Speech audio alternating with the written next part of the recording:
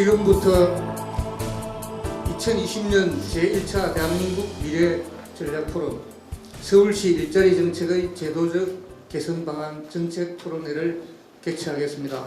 저는 본 행사의 사회를 맡고 있는 한국공공정책평가협회 김창도 처장입니다. 반갑습니다. 대망의 경자년 2020년 새해가 밝았습니다. 오늘 금요일이라서 주말이라 아주 바쁘신 일정에도 불구하고 이 행사 자리를 빛내주시기 위해서 많은 분들이 참석하셨습니다. 일단 개회사는 우리 김희걸 정책위원장님께서 하시겠습니다. 큰 박수로 맞이해 주십시오. 대한민국에서 내노라고 하는 석학들을 모시고 오늘 서울시 일자리 정책의 제도적 개선과 방향성에 대해서 토론을 갖게 된 것을 무한히 기쁘게 생각합니다. 요즘 우리 사회를 비롯해서 국제사회가 모두 경제 문제로 인해서 골머리를 앓고 있습니다. 그 중에서도 가장 핵심적인 부분, 우리가 먹고 사는 부분들이 해결할 수 있는 것이 바로 일자리입니다. 이 일자리 정책 하나 제대로 만들므로 인해서 가정이 편안하고 사회가 편안하고 국가 사회가 건전하게 발전할 수 있는 그러한 기틀을 만들어가고 있습니다. 그런데 경제가 침체되면서 우리의 일자리 정책은 지금 크게 성장을 못하고 있습니다. 우리 서울시도 금년도에 일자리 정책과 관련해 가지고 2조 216억이라는 예산을 편성을 해서 하고 있습니다. 또 최근에 정부에서는 이 일자리 정책과 관련해 가지고 많은 고용 성장률을 가져왔다고 얘기하고 있습니다. 그러나 또 한편으로는 공적 자금을 투자해서 만들어낸 알바 정책, 알바 일자리 정책을 빼고 나면 순수하게 늘어나는 일자리 정책은 오히려 마이너스 또는 별 진전을 보지 못하고 있다. 이런 통계학적인 내용을 봤을 때 정말 우리가 이 일자리 하나를 어떻게 잘 만들어내느냐, 이것이 우리 사회에 큰 화두가 되고 있다. 그러한 의미에서 우리가 서울시가 2조 216억이라는 예산을 들여가지고 하는 일자리 정책이 올바르게 진행되고 효과를 발휘할 수 있으려면은 여기에 따른 문제점이 있다 그러면은 그 문제점을 파헤치고 또 제도적으로 개선해야 될 사항이 있다 그러면은 제도 개선을 통해서 우리 시민의 안전된 삶을 열어갈 수 있도록 만들어가는 것이 우리가 해야 될 역할이 아닌가 그렇게 생각을 합니다.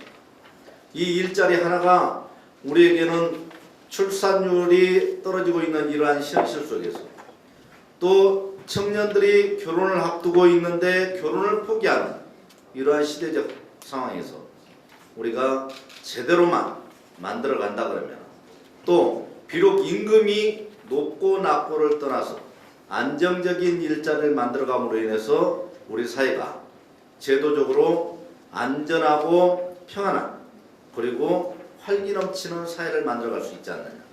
또 경제 성장을 통해서 우리가 세계 7위의 국가 성장을 가져오고 있습니다만은 이것이 보다 안전하게 갈 수 있는 방향을 만들어 가자.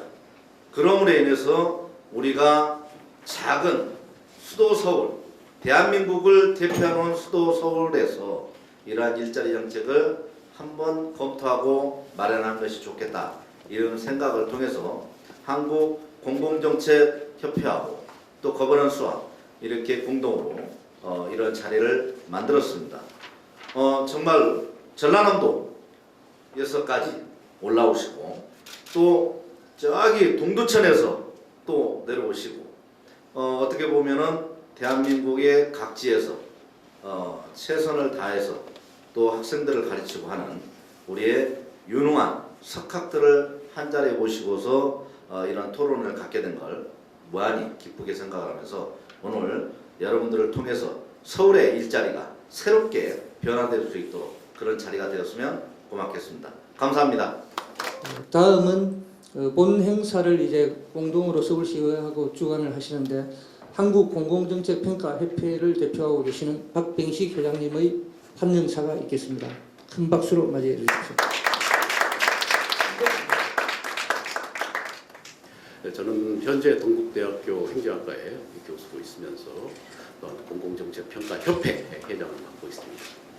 저희 협회는 전국에 4,000명의 조직을 갖고 있고 또한 동시에 전국에 16개의 직을 구성하고 있고 박사님들이 한 200분 정도 포진해 있는 전문 분석평가 협회입니다. 우리 협회에서의 기본적인 방향은 한국 사회가 올바르고 공정하고 효과적인 사회를 만들기 뜻을 같이 해서 모인 협회인데 사실 이 협회에서의 추구하는 일들이 결국에는 바로 의원님들이 입법 활동을 통해서 조례를 제정해서 또한 행정사무감사를 통해서 예산에 반영해서 해야 된다는 점에서 오늘 이 자리는 정말 매우 뜻깊은 자리고 오늘 이 자리를 갖다가 마련해 주신 우리 김미결 우리 정책위원장님에게 깊은 감사의 마음을 드립니다. 또한 동시에 서울시의회에서도 같이 주최해 주셔가지고 정말 전문가와 함께 서울시를 이끌려는 그런 마음을 읽었기 때문에 서울시의 미래가 밝다. 앞으로 할 일들이 참 많다라는 생각을 하게 됩니다.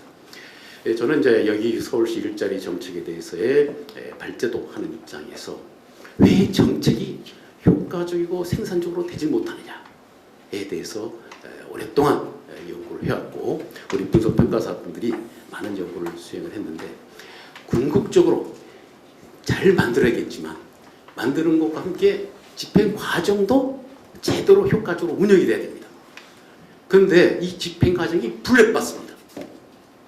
행정부서에 돈이 들어가면 거기서 어떻게 쓴지를 잘 모르고 끝나고 나서 결산할 때 중간에 행정사무 감사할 때 자료를 요청해서 받을 수밖에 없는 그래서 겉돈은 일밖에 할 수 능력이 있더라도 하고 싶어도 못하는 그런 것이 현실입니다.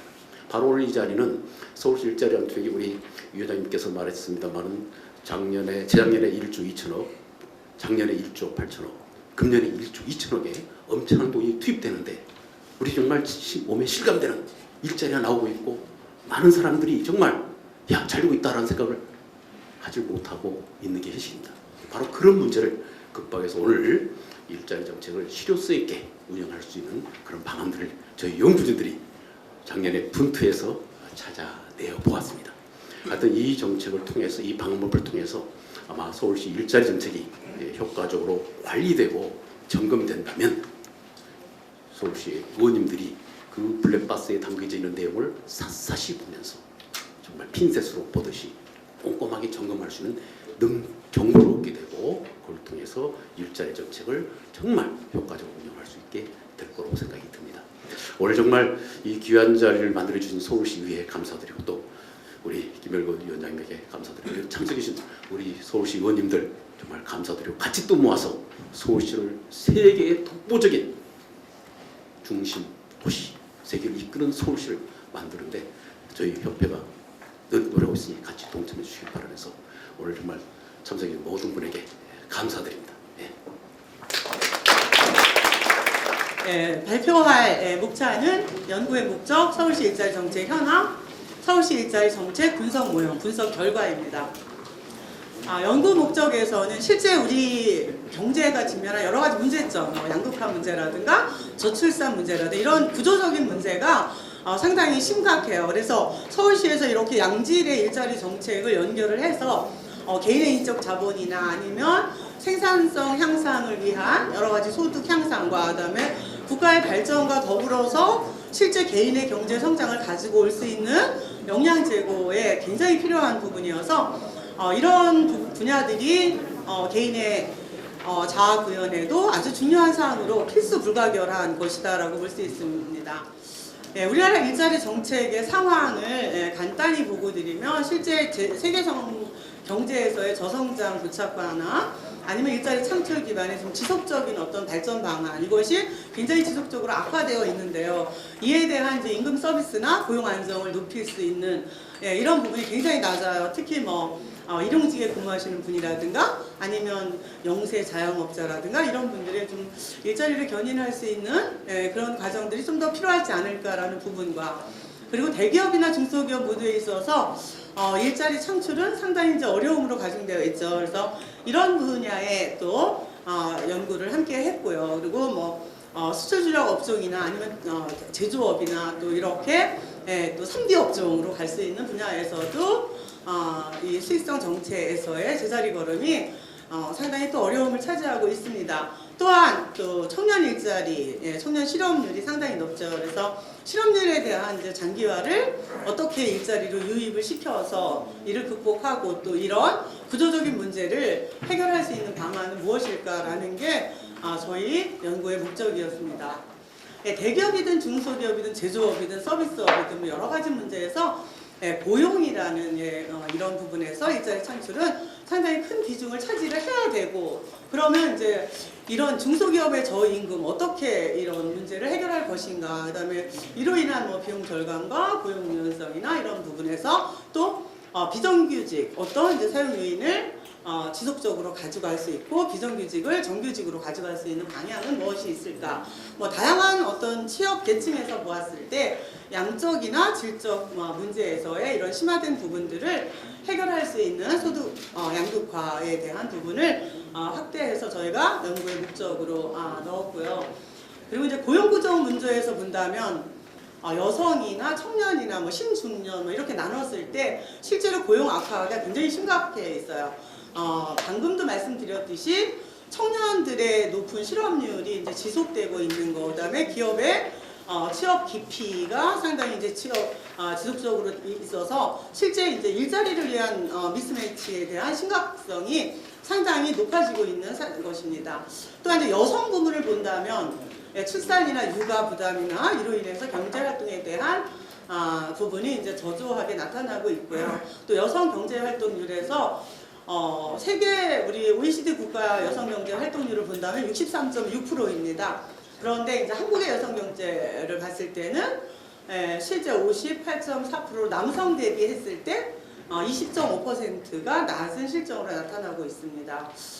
신중년도 마찬가지죠. 조기 퇴직 압력이 이제 상당히 크고요. 이로 인한 사회 안전망을 어떻게 구축해 나갈 것이며 또 재취업 지원을 이제 미흡한데 이 부분은 이제 어떻게 좀 더 창출을 시켜서 실제 이제 창업이나 뭐 질 높은 서비스로 나갈 수 있는 그런 방법은 어떤 부분이 있는지 이런 부분을 또 연구를 했습니다. 이런 이제 경기 침체와 또 경기 둔화에서 올 수 있는 취약계층의 어려움들, 뭐 전시 행정으로만 끝나는 것이 아니라 직접적으로 일자리를 개인들의 소득으로 갈 수 있는 이런 분야가 좀 더 명확하게 환류를 되기를 이제 바라는 거죠. 그래서 일자리에서 이렇게 일자리나 분배나 성장이 좀 더 이제 상호 제약되는 상황으로 유발되고 있는 부분에서 저희가 연구를 하게 되었고요. 심각한 저출산 문제나 고령화 또 양극화 문제 이런 문제들이 결국은 이제 국내 내수 기반에 대한 이제 취약한 문제로 이제 가져오고요. 이로 인해서 인적 자본의 축적이라든가 이제 잠재 성장력에 대해서 이제 추가적으로 계속 이제 악화될 가능성이 높기 때문에 저희가 이제 연구를 통해서 좀 더 발전된 방향을 찾고자 했습니다. 4차 산업혁명으로 이제 경제의 틀이 굉장히 많이 바뀌었습니다. 그래서 취약계층의 고용 안정성을 어떻게 이제 문제를 해결할 것이냐, 이 악화된 부분을 어떻게 가능성 있게 높여줄 것이냐 이런 부분에서 이제 고민을 했고요. 또 정부로 봤을 때요, 실제 이제 국민들의 일자리를 확보하기 위해서 공정거래를 바탕으로 해서 굉장히 이제 공정경제에서 뭐 소득 주도적인 혁신 성장을 가속화해서 실제 일자리나 분배나 성장에 선순환 구조를 마련하고 있습니다. 이를 저희가 또 분석을 해봤습니다. 그래서 정부 관련 또 서울시 그리고 지자체에서는 이제 어떤 분야에서 활성화가 되어 있는지 구체적인 분석을 했고요. 저희가 이제 본연구를 통해서 서울시 일자리 정책의 실효성을 이제 증진시키기 위해서 만들었고요. 일자리 정책의 추진 과정을 점검해 볼 때 실제로 모니터링 시스템을 이제 도입을 해서 저희가 선행 연구를 바탕으로 해서 2018년 서울시 일자리 정책에 대한 모니터링 분석이 2019년 앞으로 2020년 또 계속적으로 일자리 정책의 실효성을 증진시킬 수 있는 방안을 저희가 가지고 연구를 했습니다. 일자리 정책 추진 현황입니다. 서울시는 시민의 삶을 지키는 일자리를 만드는 서울을 비전으로 해서 2018년 일자리 정책을 6개 분야의 추진 전략을 해서 26개 추진 과제를 놓고요. 또 단위 사업으로는 271개 단위 사업을 통해서 실제 서울시 52개 실구 뭐 본부나 아니면 사업소 그리고 투자 출연 기관을 통해서 1조 1,482억을 투입을 했습니다. 이로 인한 35만 3,596개의 일자리 목표를 달성하기 위해서 노력을 한 것이 나타났고요. 2019년에는 2018년 대비 55% 증액이 되었어요. 6,320억이 증액이 되어서 1조 7,802억이 편성이 되었습니다. 37만 개의 일자리가 증가가 되었고요. 실제 이제 직간접적으로 일자리 창출을 좀 더 지속적으로 노력할 수 있는 방안 모색에 상당히 노력을 했다라는 부분을 인정할 수 있고요. 이러한 양질의 일자리가 개인의 축적이나 생산성 향상을 위한 소득을 높이는데 개인의 성장과 국가의 성장과 또 이런 부분에서의 역량 제고를 위한 원동력이 되는데 상당히 중요한 역할을 했다라고 보고 드릴 수 있습니다. 직간접적으로 할 수 있는 여러 가지 부분을 이제 추진을 했던 사업들이 많았고요. 일자리 정책으로 이제 세분화시켜서는 청년이나 여성이나 중장년이나 어르신, 장애인, 저소득층 해서 정책 대상자별로 해서 일자리, 직접적인 일자리, 또 고용 서비스 제공이나 또 직업 훈련을 통한 일자리 향상이나 또 고용 장려 사업으로 해서 부분이나 또 창업 지원에 대한 부분, 또 민간 지원에 좀 더 투자 가치를 좀 더 높여줄 수 있는 분야나 봉사 인력 지원을 통해서 여러 가지 부분을 일자리 사업 부분에서 활성화되고 있다라는 부분을 알 수 있고요.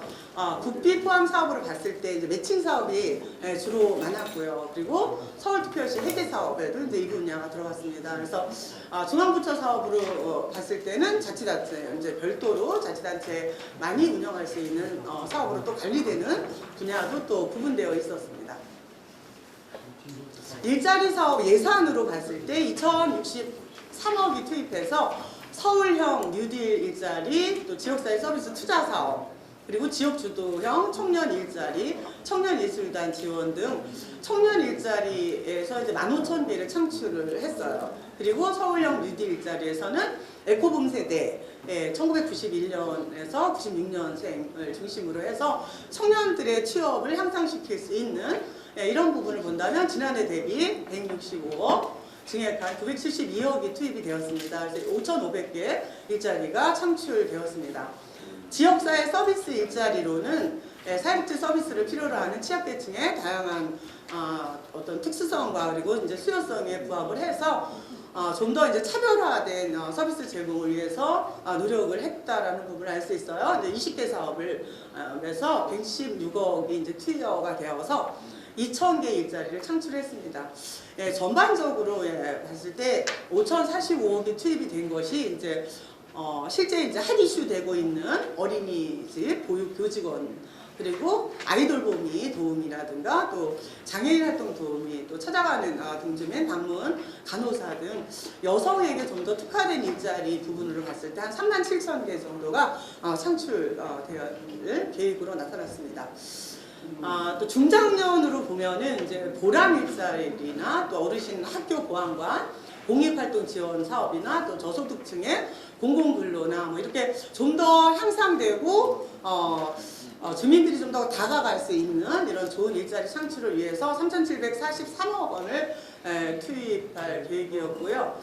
그렇지만 이제 이로 인해서의 이제 부분을 보면은 서울시 일자리 정책이 사실 지금 발표드린 대로 말씀드린 대로 전 부서적으로 봤을 때는 굉장히 다양하게 추진이 잘 되었다라고 그냥 볼 수는 있어요. 그런데 또 세분화시켜서 들어갔을 때는 또 다양한 문제점들이 대두되고 있었습니다. 이런 이제 일자리 창출 부분에서 얼마나 이제 실효성이 추진되었는지 그리고 실제 구체적인 이런 아주 세세비비한 부분, 뭐 하나의 사업에 대해서 구체적인 부분에서 미비한 점은 뭐가 있고 향후 어떤 발전 방향으로 가고 이것을 지속적인 사업으로 갈 것이냐 아니면 단기적으로 그냥 끝날 것이냐 이런 것에 대한 구체적인 연구가 없었습니다. 네, 그래서 이런 이제 양질의 지속 가능한 일자리 창출을 하는 것에 대해서 좀 더 서울시에서는 심도 있는 검토를 통해서 실제 서울시 일자리 정책이 중앙정부 일자리 정책과 또 지방자치, 자치구에서 할 수 있는 일자리와 이런 부분을 좀 더 연관을 잘 지어서 앞으로 좀 체계적인 일자리 창출이 된다면 일단 대한민국에 사는 서울에 사시는 지역 주민들에게 많은 혜택이 가리라라는 기대를 해봅니다. 그리고 중앙정부의 중점 사업을 지방자치단체에서 수행할 수 있는 이런 사업들을 좀 더 이제 단연하지 않고 이것을 이제 추가 사업으로 보완을 해야 될 필요가 있는데 이제 뭉뚱그려서 이제 하나로 만들어서 또 갈 수 있는 분야라든가 아니면 좀 더 서울시와 뭐 자치구와 이렇게 미스매칭이 좀 안 되는 부분이라든가 또 이제 부자인 서울시와 좀 더 지역에서의 정말로 필요로 하는 또 자치구와의 기본적인 연관이나 이런 부분에서 좀 더 차후 좀 체계적인 추가 요청이 보완되면 좀 더 좋은 일자리 창출이 되지 않을까라는 부분이고요. 또 일자리 중심 국정 운영 시스템 구축에 있어서 실제 정부에서는 고용 역량 평가 강화에서 부분에서 또 고용부에서 또 하고 있는 사업과 타당성 심사 일자리 지표 강화라든가 아니면은 예산 편성 시에 일자리 비중 확대라든가 아니면 일자리 통계 확충 뭐 이런 부분들이 좀 더 구체적으로 일자리에 대한 또 세분화된 연구가 있었다면 서울시 정부와 서울시와 자치단체와 이런 3대에서의 역할들이 좀 더 이제 구분되고 체계적이고 좀 더 필요로 한 부분에서 사업이 이루어질 수 있는 이런 사업들이 되지 않을까. 이런 게 좀 더 앞으로의 연구에서 좀 더 확충된 그런 부분이 좀 더 요청이 된다라고 볼 수 있고요. 일자리 안전망 강화나 이제 혁신형 인적 자원 개발에 있어서 실제 이제 민간 위탁 고용 서비스 품질 제고라든가 뭐 미래 유망 분야 인력 양상이라든가 아니면 혁신형 인재 기반 마련 뭐 전생의 단계 평생 직업 훈련 능력 개발 강화라든가 또 직업 능력 개발의 사각지대 해소 뭐 이런 부분도 좀 더 심도 있는 요청이 좀 더 필요하지 않을까. 혁신형 사업, 혁신형 창업 촉진에 있어서요. 창업 기업의 안정적이고 좀 더 성장 기반을 확충할 수 있는 그리고 벤처 기업들 뭐 최근에 뜨는 뭐 스타트업을 좀 더 확충을 시킨다든가 뭐 이런 부분으로 해서 좀 더 투자 중심으로 하는 뭐 전환과 창업이나 뭐 벤처에서 좀 더 부담을 가지 않고 또 규제를 규제 혁신에 대해서 좀 시행을 좀 더 원활하게 해서 이들이 편안하게 일을 할 수 있는 이런 일자리 창출을 만드는 것도 또 중요한 하나의 시스템 분석이 아닌가라는 부분입니다. 네, 지역 일자리 창출에 있어서 이제 특구 활성화를 위한 특구제도 개편이 있었고요. 또 특구 개발에서 이제 활성화라든가 아니면 일자리 친화형 산업단지 구축 그리고 규제 특례 확대를 통한 지역 혁신, 거점 육성, 또 노사 상생형 일자리 모델 확산 이런 게 이제 계속적으로 추진되는 부분이 좀 더 요청되고요. 비정규직 부분을 본다면 실제 비정규직 남용 방식이라든가 또 차별 없는 일터 조성에 있어서 정규직에 대한 채용 여건을 좀 더 완화를 시키거나 좀 더 활성화시킨 조성을 만들어준다든가 비정규직 차별에 대한 적극적인 해소를 갈 수 있는 방안을 좀 더 찾아주는 뭐 이런 방향도 사내 하도급 근로자라든가 뭐 특수여신 근로자 종사자보호나 비정규직 의견 참여를 좀 더 기본적으로 좀 더 통로 확대를 시켜서 이들이 편안하게 일할 수 있는 이런 추진 개발도 좀 더 요청되는 부분입니다. 근로여건 개선에 있어서 소상공인 생업안전망 확충 잘 되고 있습니다. 또 생활균형 근로문화 확산, 중대재해 예방이라든가 이런 산업혁신 부분의 도모가 좀 더 체계적으로 연구되었으면 하는 또 바람이 있고요. 청년이나 여성, 신중년 등 맞춤형 일자리 자원에 있어서 공공기관 청년 고용 확대나 또 블라인드 채용 활성화 부분, 차별 없는 여성 일자리 환경 구축, 또 여성 경력 유지 지원이나 경력 단절 여성을 위한 재취업 지원, 또 신중년 근로자 장기 근속 및 전직 지원 이런 여러 가지 근로자 신고 일자리나 신중년 창업 활성화 부분이 계속적인 추진이 되기를 좀 더 희망을 합니다. 사회경제 활성화에 있어서의 판로 지원과 또 전문 인력 양성 시스템 구축, 사회경제적 지원 체계 정비나 또 사회적 가치 실현 체계 구축 시행에도 좀 더 요청되는 부분이 있습니다. 분석 모형입니다. 네, 저희가 구체적으로 6개 분야에 분야를 평가 지표, 모니터링 평가 지표에 대해서 구체적으로 나누고 실제로 이해관계자에 대해서 직접적인 참여를 할 수 있는 이런 모니터링을 했습니다. 전문가나 뭐 정책 전문가나 정책 분석가나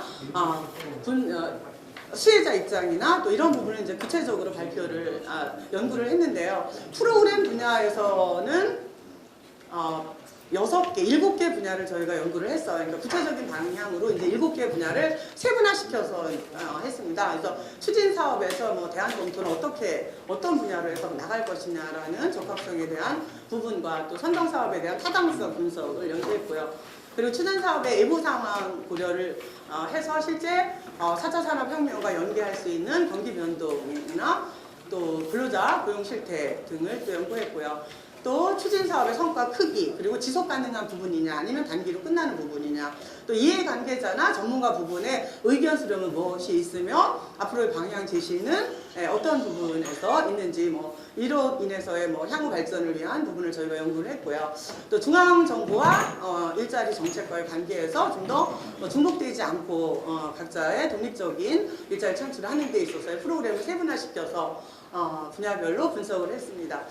두 번째 지원 예산에서는 이제 세 개 분야로 나누어서 예산 규모에서의 이제 적합성은 가능한 것인지, 그리고 적절성, 실제로 예산 집행에서 항목별로 적절성이 가능한 건지, 또 예산 집행에 적시성은 있는 건지, 이런 분야를 세 개 분야로 분류를 해서 모니터링 평가 지표를 삼았고요.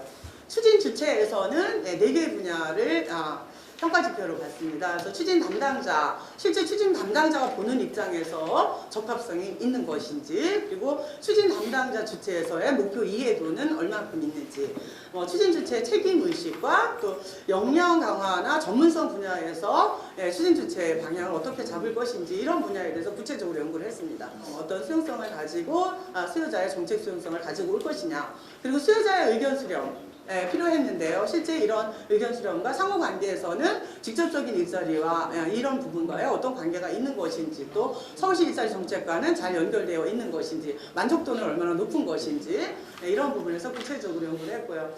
5번째 사업 관리에서는 이제 체계적인 적합성 부분이나 아니면 이제 추진 사업에 대한 여러 가지 이제 과정에서의 관리 방법이라든가, 또 여러 가지 이제 협력 상태, 그리고 이제 사업 추진에 대한 이제 모니터링을 통해서 앞으로의 방향 제시나 이런 부분을 저희가 발제를 했고요. 점검 결과에 대한 보완점은 어떤 부분이 있는지를 깊이 있게 연구를 했고요.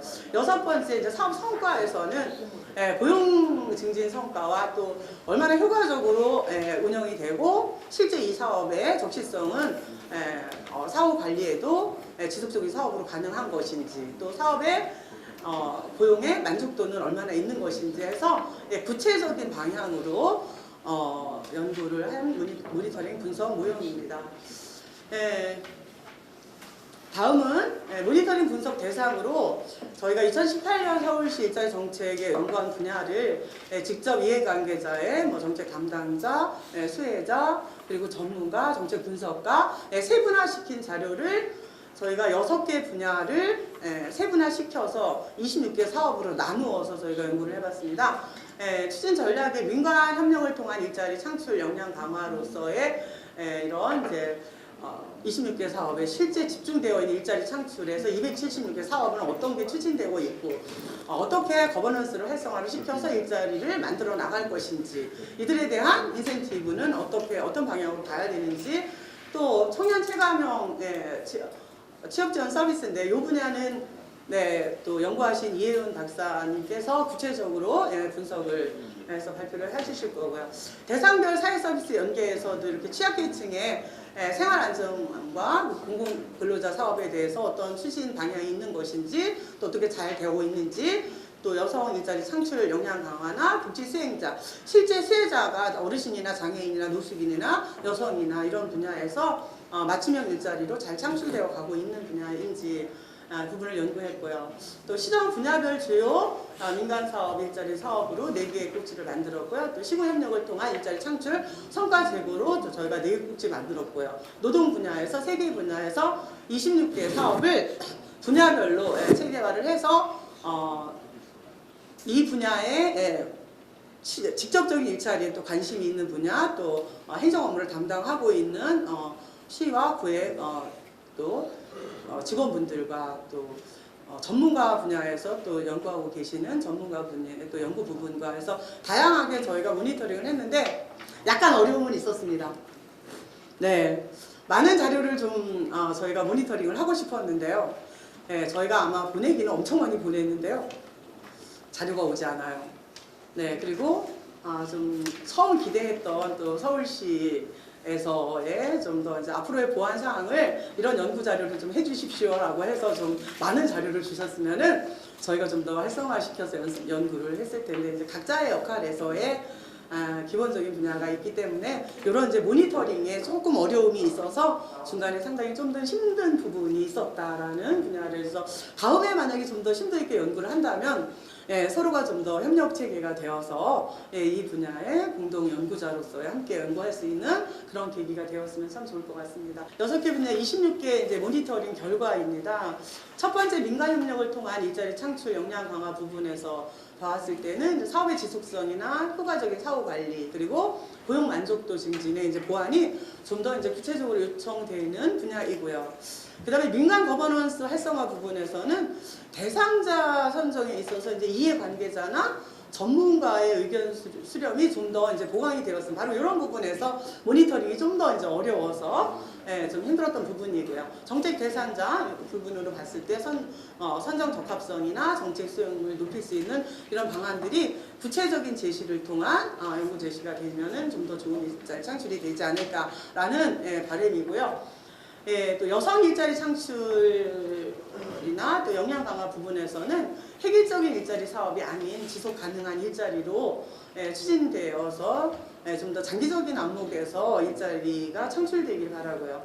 여성 일자리 정책의 근본적인 문제, 실제 경당 여성들을 위한 구체적인 방안에 대한 이런 부분이 좀 더 부족해 있었습니다. 그래서 이런 여성을 위한 전문성 확보를 좀 더 절실하게 요구되는 부분인데요. 이 부분이 좀 더 구체적인 연구가 앞으로도 이루어진다면 양성평등 시대에 여성에 대한 일자리 창출이 좀 더 활성화되어 있고 누구나 일자리 창출을 찾는 데 있어서도 어려움이 없는 그런 통로가 되지 않을까라는 부분입니다. 복지 수혜 대상자 및 맞춤형 일자리 확충 부분에서는 지원 사업에 대한 이제 충분한 홍보나 정말 꼭 필요한 사람이 있어요. 그런데 꼭 필요한 수혜자한테 가야 되는데 이런 부분이 좀 더 안 되는 부분이 좀 더 아쉬웠고요. 그다음에 단기 일자리가 이제 주로 많아요. 근데 이제 단기 일자리 요즘에 문제점, 예를 들어 뭐 노인 문제다 그러면 실제로 우리나라 지금 치매에 대해서 상당히 이제 고민이 되는 부분이기도 한데요. 전혀 뭐 치매 부분에서 뭐 간단한 조사를 한다든가 뭐 검사를 한다든가 이런 거 전혀 없이 일자리 창출이 연관이 되면은 이분이 실제 일을 하시면서 치매가 오는 상황들을 이제 실제 일을 하시면서 발견하는 거죠. 네, 이럴 때 이제 굉장히 당황할 수 있는 부분이라든가 이런 부분이 좀 더 이제 연구로서 깊이 있게 좀 가야 될 부분이고요. 여러 가지 일자리 창출될 부분들이 사실은 이제 주민 인식이 필요합니다. 그래서 주민 인식의 이런 절실한 어떤 정부나 구나 시에서의 기본적인 미스매칭이 좀 더 잘 되어서 이로 인한 이제 매칭 사업을 좀 더 잘 할 수 있는 방안이라면 앞으로의 발전이 좀 더 되지 않을까. 또 시구 협력을 통한 일자리 창출 부분에서는 이제 시는 주로 이제 공모 사업이 많습니다. 근데 이제 물론 공모 사업을 시 혼자 하는 건 아니죠. 구로 내려보내죠. 일단 뭐 구에서의 이제 예산 지급 문제라든가 실제 이런 전반적인 이제 업무는 어떻게 보면 시에서는 기본적인 공모 사업으로 일부를 맡고 또 나머지 구체적인 분야는 구로 내려보내고 이랬을 때에 좀 더 효과적인 방안이 있을 텐데 이런 부분에서 약간의 어려움이 있다는 거. 그러면 이제 직접으로 문제시되고 직접적인 일자리 창출에 관련이 있는 구에 좀 더 넓은 방향으로 해서 이런 공모 사업을 좀 더 이제 크게 준다든가 이런 이제 매칭 부분에서도 시에서 할 수 있는 간단한 부분이라면 구에서는 좀 더 넓은 분야를 구에 내려보내서 실제로 구에서 이런 비율이 좀 더 높을 수 있는 방안으로 나간다면 아마도 서울시 25개 구에 또 활성화된 일자리 창출에서의 기본적인 방안들이 많이 요청되리라라는 기대를 해봅니다. 인센티브를 통한 이제 자치구 일자리 성과 부분입니다. 일자리 품질이 이제 수요자 욕구에 미치지 못하는 부분이 상당히 이제 많았고요. 그리고 품질 개선이 좀 더 요구가 됩니다. 프로그램 구성에서 자치구에 맞는 애부사항을 좀 더 이제 고려를 해서 구마다의 이제 특성화된 맞춤식 이런 일자리 사업들이 추진된다면 활성화된 일자리가 좀 더 많이 창출되지 않을까라는 부분이고요. 일자리 허브 기능 강화 부분에서는 이제 유관기관과의 충분한 협력 상태를 좀 더 보강해야 될 필요성이 있고요. 고용 만족도 증진 강화를 통한 부분이나 또 뭐 이런 이제 고용 증진 부분에서 사후 관리를 좀 더 철저히 해서 지속적인 사업으로 이어갈 수 있는 방안을 좀 찾는다든가 성과 관리 좀 시스템을 강화해서 실제 강화할 수 있는 여러 가지 뭐 복지 일자리 창출 부분에서의 구체적인 감리 부분을 좀 더 도입을 해서 좀 체계적이고 활성화된 이런 일자리 사업이 된다면 모든 그 일자리 사업에서 좀 더 활성화될 수 있는 그런 사업이 되리라 기대를 하고요. 저의 발표는 여기까지입니다. 끝까지 들어주셔서 감사합니다. 우선 바쁘신 와중에도 이렇게 토론회에 참석해 주셔서 감사드리고요. 그리고 서울시가 사실은 모든 지방자치단체의 정책을 선도하는 만큼 이렇게 관심을 가지고 추진하고 있는 일자리 정책에 대해서 고민하시고 또 이렇게 연구할 수 있는 기회를 주신 우리 위원장님께 감사의 말씀을 드리고 먼저 시작을 하고 싶습니다. 저희가 사실은 연구를 하면서 느꼈던 게 뭐냐면 사실 상당히 많은 기대를 가지고 한 서울시 일자리 정책입니다. 하지만 곳곳에서 문제도 있고 그리고 많은 논의들이 있었는데요. 그렇지만 이제 어떻게 정책적으로 접근할 수 있을까라는 건 사실 연구자로 상당히 제한되어 있는 부분이 있습니다. 하지만 이제 김희걸 위원장님께서 이렇게 또 연구할 수 있도록 또 지원해 주시고 또 격려도 많이 해주셔서 연구를 잘 끝낼 수 있었다고 생각을 합니다. 다시 한번 감사의 말씀을 드리면서 발표 시작하도록 하겠습니다. 사실 앞서 남궁 교수님께서 발표하셨던 내용이 저희 전체적인 사업에 대한 전반입니다.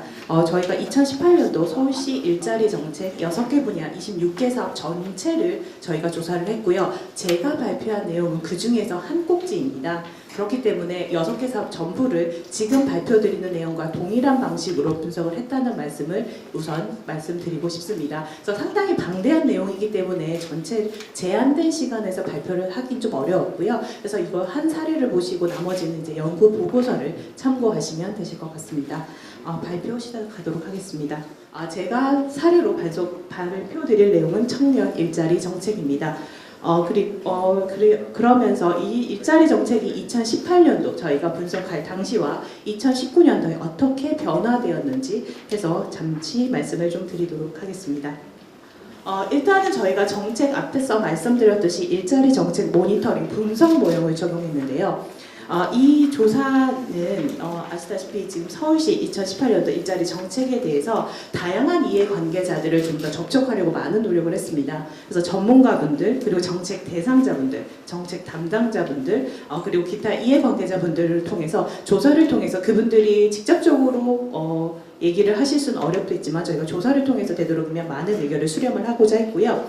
이 모니터링은 앞서 말씀드렸던 그 모니터링 모형을 기준으로 구조화된 전문가 조사를 실시해서 수행을 하였습니다. 일단은 그러면서도 저희가 되도록이면 전문가분들을 일자리 정책에서 잘 아시는 분들을 섭외하려고 했지만 이해관계자분들도 있고 여러 계층들이 포함되어 있기 때문에 그래서 조사를 하고자 하는 그 사업에 대한 인지도를 한번 조사를 했습니다. 그래서 본인 응답자가 얼마나 지금 현재 저희가 조사하고자 하는 26개 사업에 인지도를 가지고 있는지를 우선 평가를 했어요. 그래서 얼마나 알고 있는지 전혀 모른다, 잘 모른다, 보통 그리고 잘 알고 있다, 매우 잘 알고 있다라는 가중치를 부여해서 그들의 응답을 그대로 반영한 것이 아니라 인지도를 반영한 응답에 대한 결과로서 나왔다는 점을 말씀드리고 싶습니다. 그래서 일단은 저희가 첫 번째로 한 것은 26개 사업을 일자리 정책 사업에서 중앙정부 일자리 사업에 대한 사업 유형으로 일단 첫 번째 구분했습니다. 그래서 이 일자리 서울시가 수행하고 있는 일자리 사업이 중앙정부의 어떤 일자리 사업을 가지고 구성이 되어 있는지를 살펴봤고요. 그래서 직접 일자리 사업인지 아니면 직업능력 개발 훈련 사업인지 고용 서비스, 고용장려금, 창업 지원 서비스라고 해서 각각의 서비스 사업 일자리 사업 유형은 어떻게 구성되어 있는지를 일단 살펴봤습니다. 그리고 이제 그 제가 발표하려고 이제 청년 체감형 지원 서비스 강화 부분인데요. 사업은 분야별로 조사를 실시했습니다. 이 분야에서 보시면은 응답자 특성으로 정책 관계자 그리고 정책 관계자 중에도 실무자와 정책 결정자, 전문가 그룹에서는 연구소 그리고 학계에 계신 분들, 이해관계자는 고용주와 청년, 기타 평가사분들이 참석을 해주셨고요. 그 참여를 해주셨고 보시면 이제 성별과 연령대를 한번 확인해 주실 수 있으실 것 같습니다. 그래서 일단 첫 번째 청년 체감형 전체 그 분야 취업 서비스 강화 분야에 대해서 살펴보시면 이 사업이 지금 어떻게 구성되어 있는지 이 각각의 그 분야 사업이 얼마나 중요한지 그리고 각각의 사업이 그런 앞서 살펴보셨던 중앙정부 일자리 정책 그런 사업 유형을 적용했을 때 그 사업 목적에 얼마나 적합한 사업인지를 조사를 했습니다. 그래서 살펴보시면 일단은 사업이 이 중에서 어떤 사업이 중요하냐고 했을 때 강소기업 기업 선정 지원 사업이 상당히 중요하다라는 것들이 1위였는데요. 하지만 이 강소기업 선정 지원 사업을 하는 데 있어서 사용한 어떤 방식으로 이 사업을 추진하느냐에 대해서는 사실은 적합도는 상대적으로 떨어지는 것을 알 수 있었습니다. 좀 더 특이했던 점은 뭐냐면 청년 수당과 프로젝트입니다. 상당히 서울시 일자리 정책 중에서도 이슈가 되고 있고 상당히 언론에 많은 주목을 받고 있는 사업인데요. 이 사업 같은 경우에 사업별 중요도는 4위 정도였지만 실질적으로 그 사업의 목적에 적합한 사업이냐 조사에서는 1위였습니다. 그래서 기대와는 다르게 사업의 중요도에서는 그렇게 상대적으로 큰 평가를 하고 있지는 않았지만 그 목적에 적합한 사업이냐에 대해서는 상당히 긍정적인 평가를 알 수가 있었습니다. 그래서 그래서 지금 이 청년 체감형 취업 서비스 강화 사업 중에서 청년 수당 프로젝트 사업에 대해서 한번 발표를 해보도록 할 텐데요.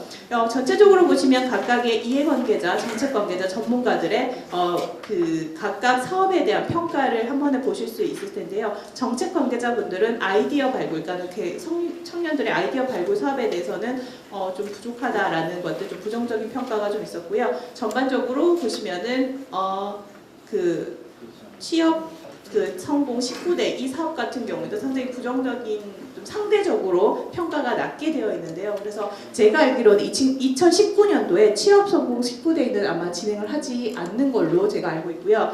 그리고 이 사업 중에서 전체적으로 2018년도 추진했던 사업이 2019년도에도 이어지냐라고 봤을 때는 몇 개의 사업은 계속해서 추진하고 있지 않은 것으로 확인했습니다.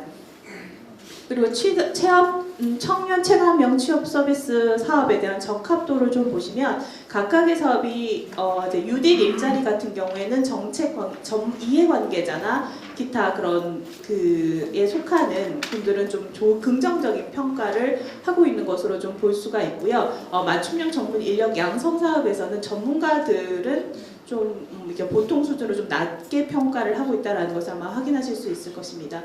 전문가분들은 의외로 앞서 살펴봤던 수당이나 프로젝트 이 사업에 대해서 다른 그 정책 관계자나 이해관계자분들은 좀 긍정적인 평가가 좀 많은 반면에 전문가들은 거기에 비해서 좀 상대적으로 낮은 평가를 하고 있다는 것을 전반적으로 살펴보실 수 있을 겁니다. 직업 능력 개발을 위한 맞춤형 인성 양성, 그다음에 뉴딜 일자리, 그리고 고용 서비스에는 취업 지원 공간이나 취업 성공 19대, 고용 장려금은 강소기업 선정 지원 사업, 청년 수당, 그리고 창업 지원 서비스는 아이디어 발굴이나 청년 프로젝트, 뉴딜 일자리였습니다. 그러니까 여기서 각각에 보시면 각각의 사업이 여러 사업을 좀 혼합해서 한 사업도 있고요. 아니면 단일 사업으로서 추진하는 사업이 있다는 것을 확인하실 수 있을 겁니다. 그래서 일단 청년 일자리 사업을 보시면 청년 수당 같은 경우에는요, 청년을 위한 안전망 그리고 혁신적인 프로젝트를 통해서 청년들을 좀 양성하는 프로그램으로 되어 있는데요. 각각의 사업 활동은 이제 사업 대상이나 아니면 청년 활동 인력 프로그램을 조금 이제 활용하는 사업 활동들이 되어 있습니다. 그래서 정책 대상자를 보시면 이제 만 19세부터 29세까지 서울시 거주 취업 청년 7,000명으로 되어 있고요. 그래서 일단 프로젝트와는 좀 다 연령대가 좀 다르게 나타나고 있습니다. 지원 예산 그리고 중앙정부 일자리 정책은 고용부 정책과 연관이 있는 것으로 분석이 되었습니다.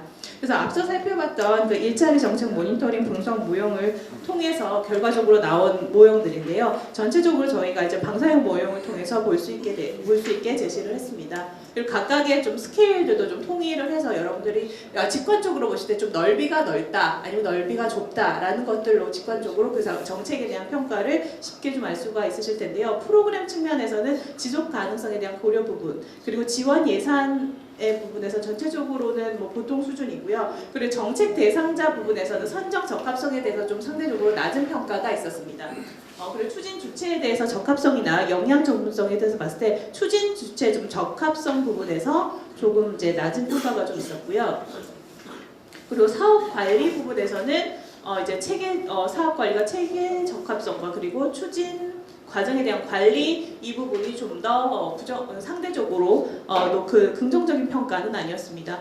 무엇보다도 사업 성과에 대한 평가가 상당히 낮다는 걸 확인하실 수가 있을 겁니다. 그래서 고용증진 성과와 사업 관리, 사업의 지속성, 그 다음 고용 만족도 증진에서 실질적으로 상당히 많은 기대를 하고 있지만 거기에 대한 성과를 평가하는 데는 그다지 긍정적이지 않다는 것을 확인하실 수 있을 겁니다. 그래서 이제 각각의 이제 전문가별로 응답을 살짝 저희가 이제 세부적으로 좀 보여드렸는데요. 이 자료를 준비한 이유는 뭐냐면 저희가 무조건적으로 평균이라는 값은 가장 작은 값 그리고 가장 최소값과 최대값에 영향을 받습니다. 그래서 그리고 또 하나는 정책이라는 거는 다양한 이해관계자들이 관여되어 있기 때문에 상대적으로 다른 평가가 나타날 수 있는데요. 이제 그러한 부분들에 대해서 저희가 오해의 소지나 아니면 해석의 여지를 좀 더 넓게 하기 위해서 이런 자료들을 전부 다 보고서에는 다 공개를 했습니다. 그래서 정책 관계자가 평가하는 것들에 대해서는 아무래도 의견 수렴이 잘 되었다고 평가를 하고 있고요. 그리고 이제 사업의 타당성이나 아니면 각각 외부상의 고려 같은 부분들 4차 산업혁명 앞서 말씀하셨는데요. 그런 이제 외부의 정책 환경에 대해서 얼마나 고려했느냐에 대해서는 전문가나 이해관계자분들은 조금 보통 수준에서 반응을 평가를 해주셨습니다. 지원 예산에 대해서는 예산 항목이 적절한지, 그다음 예산의 집행이 좀 적절한지에 대해서 조사를 했는데요. 일반적으로 규모 적합성의 부분에서는 정책 관계자 전문가분들이 좀 상대적으로 좀 낮게 평가하는 것을 알 수가 있으실 겁니다. 추진 주체에 대해서는 사실은 상당히 적합성 부분에서는 좀 정책 관계자분들은 상당히 좀 긍정적으로 평가하시는 반면에 전문가분들은 보시다시피 좀 상대적으로 좀 낮게 과연 이것이 서울시나 아니면 정부의 역할인가라는 부분에서 어쨌든 논란은 있지만 저희가 조사한 응답자분들의 응답의 결과로는 이런 결과가 나타났고요. 특히 이제 정책 대상자에 대한 선정 적합성에 대해서는 상대적으로 좀 낮은 그런 것들이 보일 수 있고요. 그리고 이제 정책 대상자들의 정책 수용성 부분입니다. 왜냐하면 이 정책을 집행하고 시행을 할 때는 그 정책 대상자가 어떠한 반응을 할 것이다라는 기대를 가지고 일단은 정책을 집행하게 되죠. 그렇지만 이제 그것들에 나타나는 언론에서 보여지는 비헤이비어가 그런 정책 대상자들의 하는 그런 결과나 아니면 그들이 수당을 받았을 때 그 정책이 목표로 하는 것들에 대한 기대한 반응이 아니라 다른 행태로 청년 수당을 사용하다 보니까 거기에 대한 정책 수용성이 좀 떨어진다라는 것을 좀 평가를 하는 것들도 이제 나타난다고 할 수 있겠죠. 그래서 사업 관리 부분과 사업 성과 부분에서는 사실은 사업의 지속성 부분이나 사후 관리, 고용 정리 성과 이런 부분에서는 조금 낮다라는 것을 상대적으로 아실 수 있을 것 같습니다.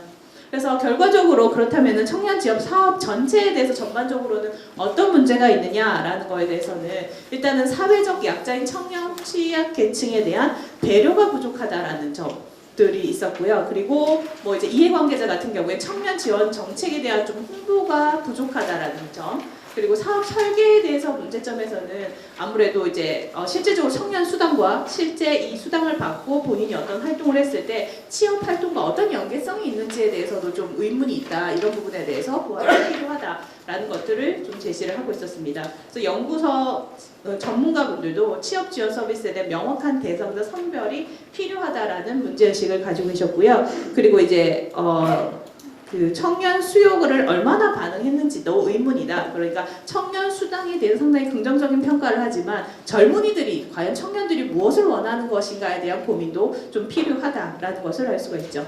그리고 사업의 접근 방법이나 이런 부분은 사업 취지는 좋지만 앞서 말씀드렸듯이 실질적인 취업 연계가 좀 되었으면 좋겠다. 그리고 체감 정도가 좀 낮다라는 점. 그리고 이제 청년들의 정보 접근성. 앞서 말씀드렸듯이 이제 이런 부분들이 청년 역량 강화 그리고 청년 수당으로 이제 정말 청년들의 역량이 강화가 되느냐 너무나 좀 근시안적인 사고가 아니지 않느냐. 그래서 보다 정책에 대한 설계 부분을 좀 더 이제 정책 대상자들의 수요와 실질적인 효과를 가져올 수 있도록 좀 정책에 대한 개선이 필요하지 않느냐라는 의견으로 정리를 해볼 수 있을 것 같습니다. 2018년도는 앞서 말씀드렸듯이 청년의 연령을 만 19세에서 29세 그리고 서울시 거주 미취업자로만 했는데 2019년에는 19세부터 34세까지 졸업 후 2년이 넘은 미취업 청년으로 그 대상을 상당히 좁혔습니다. 그래서 실질적으로 지원이 필요한 대상들에게 그 지원이 갈 수 있도록 했고요. 그리고 이제 그 지원 규모도 동일하지만 기관들을 좀 더 함으로써 청년들이 실질적으로 활용할 수 있도록 하는 부분에 대해서 정책이 좀 더 수정되었다는 것을 알 수가 있으실 겁니다. 그래서 저희가 발표한 거는 저희가 26개 분야의 사업 중에서 하나의 예시고요. 다른 사업들도 동일한 방식으로 진행이 됐습니다. 그래서 나머지 다른 이제 관심 있는 부분들의 사업은 보고서를 참조해 주시길 바라겠습니다. 감사합니다. 아이고 여러분들 정말 반갑습니다. 한국 사회의 가장 큰 문제인 이 일자리 문제에 대해서 같이 공감하고 해결책을 마련하기 위해서 같이 동참해 준 데서 감사드리고요. 저도 학교에서 학생들을 키우는 가르치는 입장에서 학생들의 취업 문제 매우 중요하죠. 상당히 안타까움을 느끼고 어떻게 이 제도적으로 구조적으로 잘 될 수 있을까 이런 고심을 하는 과정에서 바로 이런 요구를 수행하게 되었습니다. 행정은 새로운 재창조의 길이다. 정치가 최고의 서비스 산업이고 행정은 그에 준하서의 서비스 산업이다. 행정을 어떻게 하느냐에 따라서 결과물이 완전히 달라진다. 그런 차원에서 바로 그동안에 정부에서 많은 일자리 정책에 예산을 투입했습니다만은 그 성과를 내느냐 했을 때 아쉬움이 있다. 물론 세계 경기도가 그렇고 여러 가지 대외적인 효과도 있습니다. 영향도 있습니다만은 이 정책 자체를 잘 탄탄하게 만들어 보면은 사실 어떠한 외풍에도 힘들 수 있는 일자리를 만들어낼 수 있는데 과연 그려왔느냐 그런 점에서 제가 볼 때는 아쉬움이 있습니다. 그래서 그걸 풀 수 있는 방법을 여기 안에서 우리 연구진들이 작년에 한 5, 6개월 동안 분대해서 찾아내었습니다. 일단 오늘 발표한 내용들을 보시면은 첫 단계, 두 번째 단계, 세 번째 단계니까 약간 좀 혼동이 이해가 안 되는 분야에서 제가 간단하게 전체 유관을 설명드리고 본 내용으로 들어가도록 하겠습니다. 여기 이제 서울 일자리 운영 현황, 기로수 증대 방안, 관리 방안 이렇게 쭉 했는데 지금 오늘 설명드린 우리 남궁도수 교수님께서 전체적인 어떤 필요성이나 당위성을 찾아낼 수가 있다. 일자리 뒤에 개선 방안이 필요하다는 것, 그리고 그걸 밝기 위해서 바로 우리가 정책 모니터링 모형을 찾아냈습니다. 6개 분야에 27개 단위 분야의 연구 봐야 될 꼭 일자리 정책이 잘 되려면 꼭 점검해야 될 사항. 프로그램이 어떻게 되는지, 과연 그 예산을 제대로 적합했는지, 프로그램에 대한 여러 가지 추진 주체를 잘 선정했는지, 과정이 잘 됐는지, 또한 성과를 제대로 적는지 이런 큰 덩어리의 6개 단위 분야 중에서의 27개 분야별 내용들을 찾아서 틀을 잡았고 그에 대해서 서울시의 일자리 정책이 좀 전 설명드렸습습니다만은 우리 크게 6가지 분야에 있어서의 26개 사업에 171개의 단위 사업으로 구성되어 있습니다. 서울시 일제. 그 2018년도의 이야기고요. 작년도에는 또 예산이 올라와서 또 달라졌겠습니다만은 지금 현재 어제 나온 신문의 내용입니다. 어제 나온 신문에 바로 서울시 어제 나온 신문입니다. 1월 16일자인데요. 40대 취업률 6만 명 감소. 그리고 통계청 자료에 의하면은 지난 12월 실업자 수가 전년 동월 비해서 50만 6천 명이 늘었다라고 나왔는데 실제 그 일자리들이 대부분 케이스가 바로 60세 이상의 취업자가 바로 상당히 큰 93%를 차지하고 있고 증가된 일자리 중에서 이게 거의 대부분 70%가 35만 7천 명이 주당 1시간에서 17시간의 초단기 일자리다라는 비판 이야기가 나왔습니다. 그건 왜 그러냐? 정부에서 엄청난 돈을 투입했고 또 금년도에도 서울시에서 2조 2천억의 돈을 투입합니다만은 이런 현상이 또 금년 말에 나올 수도 있습니다. 그럼 이걸 어떻게 풀 것이냐에 대해서 오늘 제가 여러 가지 방안들을 강구했고 궁극적으로는 민간에서 양질의 일자리 지속 가능하고 또 한편에 양질의 일자리가 나올 수 있는 그런 방안들을 찾아내야 된다는 것이 저의 생각이고요. 그러한 틀 하에서 그래서 오늘 작년에 연구한 그 서울시의 6개 분야의 26개 대규모 사업들 다 뽑아가지고 연구해서 종합적인 결론을 보면은 이 프로그램 분야에서는 프로그램에서 상당히 외부 상황에 대한 고려나 여러 가지 다양한 관련된 분야를 잘 뽑질 못해서 정책이 좀 아쉬움이 있다는 거예요. 프로그램에서 프로그램 설계가 약간의 아쉬움이 있고 또한 중앙정부 정책과의 연계가 좀 더 긴밀하게 됐어야 했는데 좀 부족했다. 또한 동시에 구직자의 자발적 노력이 이루어질 수 있는 스스로의 취업 역량이 강화될 수 있는 쪽으로 방향이 되어야 되는데 여러분 아시는 바처럼 일자리에는 크게 직접 일자리가 있고 간접 일자리가 있습니다. 직접 일자리는 주로 일을 돈 주고서 주는 거죠. 근데 지금 현재 전부 다 고용자들이 반이 그거거든요. 근데 간접 일자리 중요한 게 뭐냐면 교육훈련을 시켜서라든가 또 고용 서비스를 통해서 배치시켜준다든가 또 창업을 시켜준다든가 또한 보조벌도 가지고 일하던 동기하던 이런 간접 일자리가 많이 활성화되는데 반해서 이런 직접 일자리를 많이 하다 보니까 사람들이 일을 덜 하게 되는 거죠.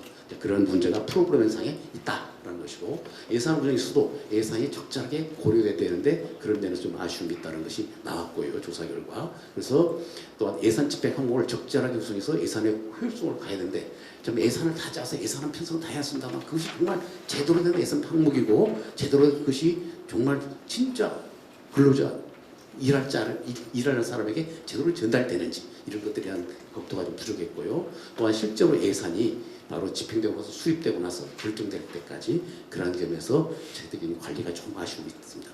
또 추진 주체에서는 대부분 경우가 예산 갖다가 제공을 해서 서울시에 집중하는 것이 아니라 주로 교육기관이든 또 교육을 갖다가 취업을 알선하는 그런 기관들이 연결해서 하는데 그런 해당 추진 주체들이 상당히 추진 역량이 전문성이 부족하다든가 책임감이 결정해가지고 돈만 받고 그냥 형식적으로 하는 경우도 있고 목표의식이 부족한 그런 경우도 있었다라는 것이고 그런 점에서 추진 주체 그 일자리를 갖다서 맡아서 돈을 받아서 일자리를 창출하는 실제 실무 필드 요원 조직들에 대해서의 여러 가지 역량 전문화 방안들이 제도적으로 이루어졌는데 거의 관리가 좀 안 되고 있더라라는 것이고 그런 점에서 그런 추진 주체에 대한 중간 점검이라든가 또한 사후 결과 이런 걸 정확히 할 수 있는 시스템이 마련된다라는 것이고 또 한편에 정책 대상자에 맞는 이 맞춤형 일자리가 되는데 과연 그러고 있느냐 대부분 케이스가 교육 모아가지고 인원수 채워가지고 교육시키던가 일자리로 끝나는데 그 사람들이 원하는 일자리를 맞춤식으로 했는데 그런 점에서 정책 대상자 선정을 엄밀하게 해가지고 정말 그 사람의 원하는 그러한 일자리나 사회활동 여지를 줘야 된다는 것이 부족하고 또한 동시에 정책 대상자에게 무엇을 줄 것인가에 대해서 아까 했듯이 직접 일자리와 간접 일자리에서의 간접 일자리 여러 가지 영역들이 많습니다. 고용 서비스 제공해준다. 또한 동시에 창직을 시켜준다든가 또한 동시에 여러 가지 교육을 이런 것에 대해서의 점검이 필요하고 그래서 맞춤 일자리는 획일적이고 표준화된 전략은 안 된다라는 것이고 추진 과정에서도 관련 기관의 협력 시스템이 잘 되는데 저도 작년에 서울시 일자리 정책과 상당히 많은 접촉하고 일을 했습니다만은 상당히 협력은 만만치 않았습니다. 우리한테도 그 정도면은 사실 그 예산을 받아서 일하는 기관들하고의 협력은 좀 어렵지 않겠다. 우리가 돈 줄 수 있는 너희들 어떻게 이런 협력이 아니라 어떻게 보면은 좀 통치 스타일, 좀 통제한 스타일. 그런 면에서의 관리는 협력 관계가 상당히 미흡했다는 것이고 또 한국의 선거관리 시스템이 일자리 눈에 보이는 가시적인 것들 있습니다. 그것이 과연 어떻게 정말 양질의 일자리고 지속 가능한지에 대해서는 점검이 거의 안 이루고 있다는 것이죠. 그래서 하고 그런 점에서 장기적이고 지속 가능한 일자리를 제공할 수 있는 방법, 또 주기적인 점검이 필요하다는 생각이 듭니다.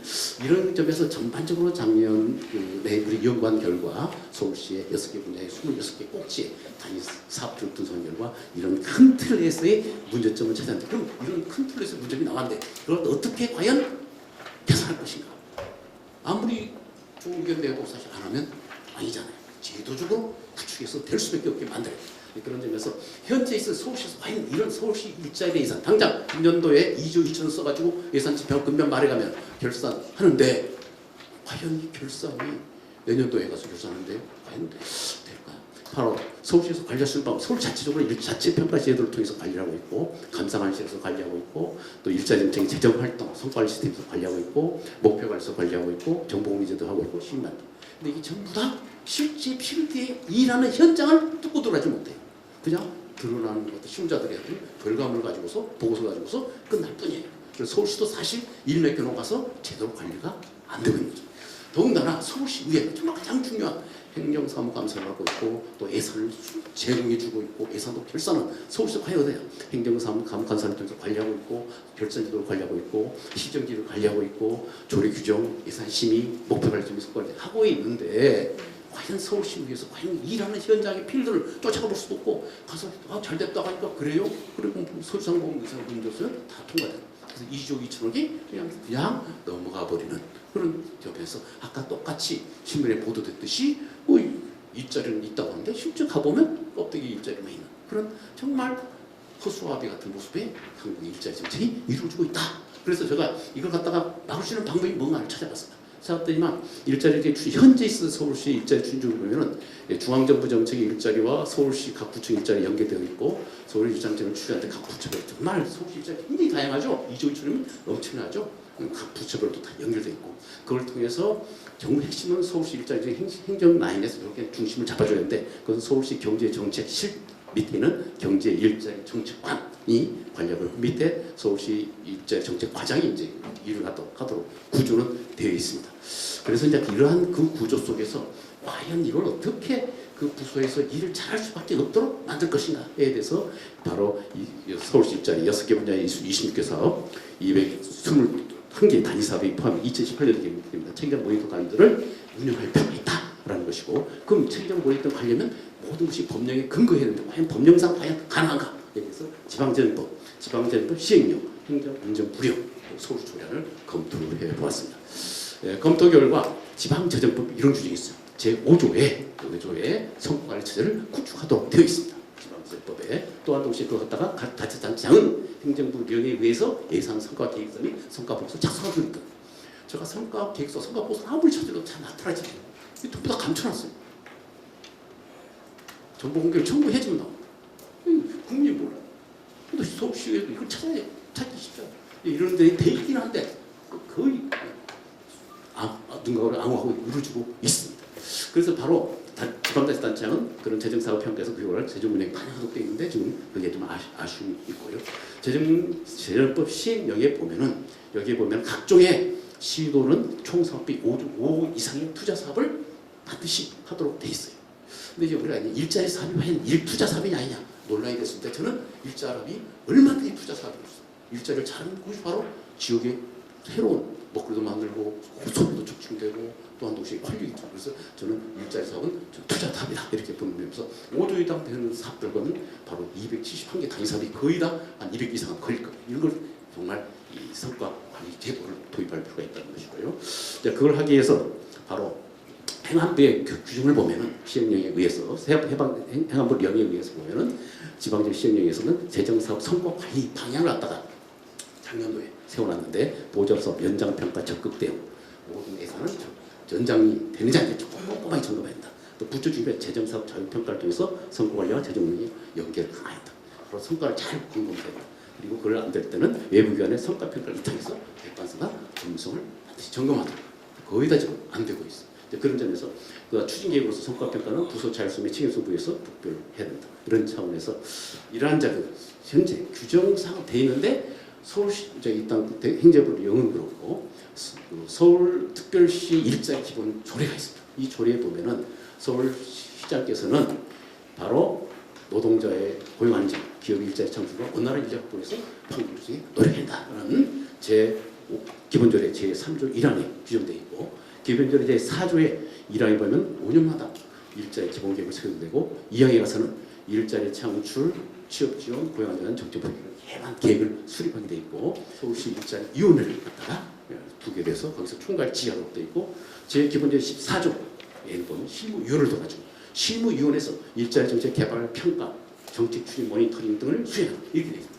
근데 과연 이런 일자리 정책의 개발 평가, 정책 모니터링이 되고 있냐? 자료를 찾아봐도 좀 받지 못했어요. 그거 뭐한 겁니까? 안 되고 있다. 그런 차원에서 이런 것도 좀 문제가 있고 그래서 제가 볼 때 일자리 정책 전체적인 모니터를 볼 때 지방정법, 중앙정부 시행령, 행정안전부령, 서울시 일자리 정책 기본조례 이런 걸 근거로 해서 제가 볼 때 서울시의 새로운 이런 5구 이상 투자 사업으로서 일자리 지원자가 봐야 된다는 개념이고 그래서 일자리에 대한 정책 모니터링을 서울특별시 일자리위원회 실무위원회가 담당하도록 규정되고 있으나 현실적으로 방대한 일자리 사업을 갖다가 실무위원회에서 실무위원 사실 상근이 아니잖아요. 파트타임. 그래서 직접 모니터하는 것은 성과평가 객관성 정성의 한계가 있다라는 점에서 아무리 돈 주면 뭐합니까? 성과는 성과 다시 점검을 안 하는데 누가 이걸 시험합니까? 점검 시험 안 보면 공부 안 합니다. 그렇지 않겠습니까? 그런 점에서 6개 분야 6개 사업에는 단위사업에 대해서 체계적인 모니터링을 전문기관에 위탁하거나 단위사업에서 일자리 사업 관련 전문가가 점검을 위탁해가지고 총괄해. 그럼 누가 위탁 일자리 사업 관리 전문가 붙어가지고 단위사업에 271개 단위사업에 붙어가지고 그 사업을 꼼꼼히 점검하고 과연 자는지 추진 조치 추진한 담당 부서가 일을 제대로 하는지 또 일자리가 같이 이 사람이 일자리 시키는지 또한 성과가 되는지 또 예산을 제대로 다 점검을 해줘요. 그럼 이 점검된 내용이 어디로 가느냐? 서울시에 옵니다. 서울시에. 그럼 서울시에 딱 보면 딱 가요. 야 이놈들 이거 어떻게 쓰고 정책 사업 프로그램을 바꿔야 되는지 안 바꾸고 그냥 책임을 묻죠. 그래서 일단 본인 책임을 갖다가 구축을 해야 된다는 것이고 외부 전문가인 일자리 사업 관리 전문가 모니터링을 통해서 해야 된다는 것이고 이탈근을 방금 다 설명을 드렸기 때문에 간단히 넘어가도록 하고요. 그래서 이런 방금 이야기들이 쭉 방금 내용들 압축해서 제가 설명을 드렸고 그래서 조례안을 제가 개정안을 만들어놨습니다. 서울시 일자리 기본 조례 구조에 가면은 여기 일자리 정책 평가만 들어있는데 평가도 있어요.